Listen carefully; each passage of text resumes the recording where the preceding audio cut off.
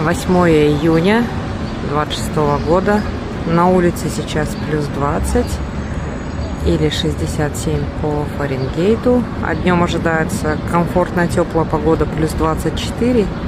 Или это будет 75 по Фаренгейту. Вот, кстати, хотела показать. Полицейские стоят в Вашингтон-сквер и что-то ждут они. Не знаю, только вот просто стоят, смотрят по сторонам.